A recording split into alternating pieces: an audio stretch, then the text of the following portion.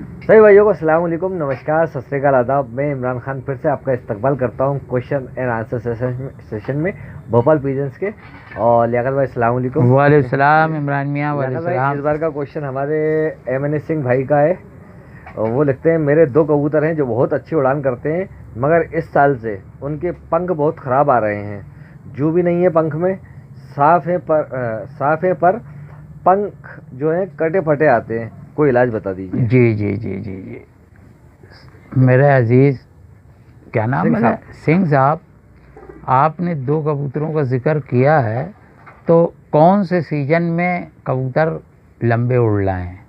सर्दी में उड़े हुए कबूतर के परों में बिगाड़ नहीं पैदा होता, क्योंकि ठंड के अंदर जब कबूतर उड़ता है तो मौसम में नमी होती है और कबूतर को सुबह और शाम उसे नमी मिलती रहती है उसके परों को, तो वो कबूतर खिरता नहीं है, छनता नहीं है, एक बात। और गर्मी के मौसम में जब कबूतर डूब के उड़ता है, गहराई में उड़ता है, उस वक्त सूरज के काफ़ी करीब होता है, उस वक्त कबूतर के पर जो हैं, जिसको कबूतरबाजी की लैंग्वेज में हमारे उस्तादैन एक लफ्ज़ कहते थे, पर जल गया। आप छन गया और वो कह रहे हैं पर जल गया।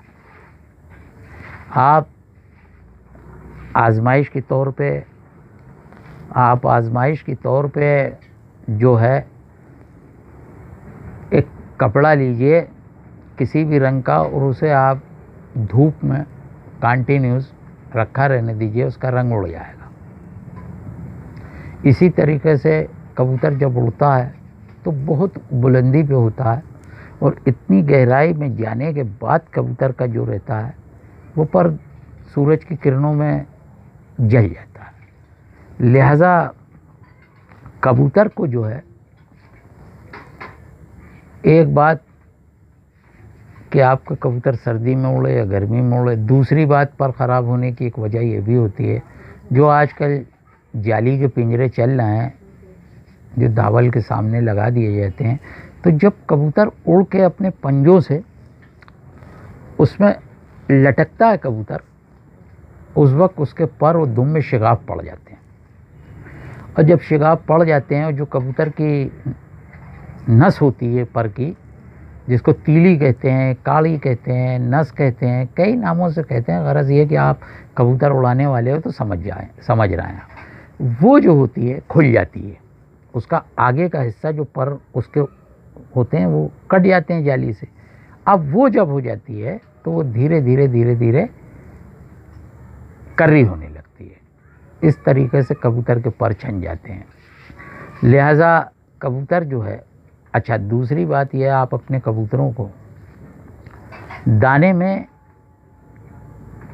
तिल्ली आती है, सफ़ेद भी और काली भी, जो आपको आसानी से मिल जाए, काम दोनों ही करती हैं, वो आप उन्हें खाने को दीजिए, अलसी दीजिए और तिल्ली, अलसी, राई, इनको एक खलड़ में डाल के कूट लीजिए और कूटने के बाद आटे की लोई में इसको मिला के गूंद लीजिए दूध के साथ, और इसमें गाय का असली घी मिला के रोटी बना के दीजिए। इंशाअल्लाह कबूतरों के परों में चमक आ जाएगी और कबूतर बेहतर हो जाएंगे। अब आइंदा कभी कोई क्वेश्चन करिए ना सर, तो एक और इस बात में मैं चाहता हूँ कि ये बता रहे हैं, या तो पर खींचे थे इन्होंने, जो नए पर आए ना वो खराब आ रहे हैं, कटे फटे पर आ रहे हैं वो।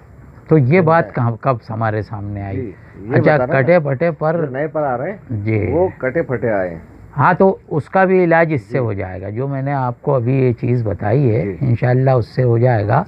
और मैं वैसे अंग्रेज़ी दवाओं का कायल नहीं हूँ, लेकिन फिर भी आपको एक बता देता हूँ जिसके रिज़ल्ट अच्छे हैं। एक कैप्सूल आता है एवियन, विटामिन ई, तो इसको आप दीजिए उन कबूतरों को, इंशाअल्लाह उनकी ये शिकायत दूर हो जाएगी।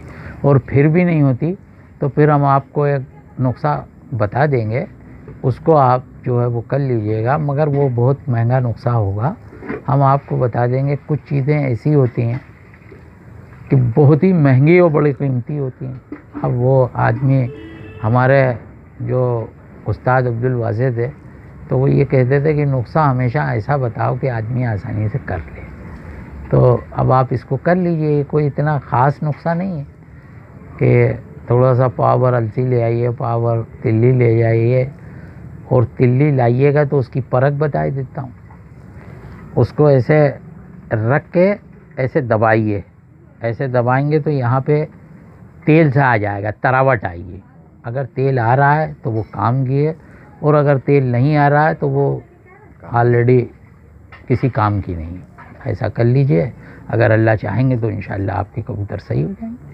और विटामिन ई किस तरीके से देते हैं वो मैं बता देता हूँ मैं आपको। जी जी जी। कैप्सूल लीजिए आप, कैप्सूल को फोड़िए, ब्लेड से काट लीजिए, तो तेल निकलेगा ना उसको हाथों पे मल लीजिए यूँ।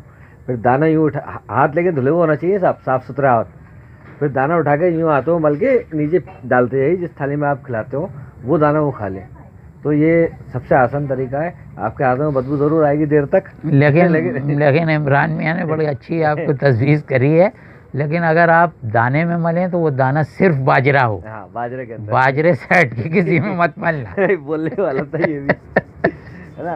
बाजरा धुला हुआ बाजरा, वो भी हाँ धुला हुआ साफ बाजरा हो, वो तो हाथ भी धुले हुए, बाजरा भी धुला हुआ, और हाथों में बल्कि डालते जाइए, वो नीचे जाते जाएंगे, उन दानों को, उन कबूतरों को खिलाइए, बस इंशाल्लाह वो भी ये तरीका है। और तादाद भी थोड़ा सा मैं बता देता हूँ, हालांकि इमरान मियाँ ने मुझे बताई है कि 4 कैप्सूल 1 किलो बाजरे में मिला लेना, फिर रिजल्ट देखना इंशाल्लाह।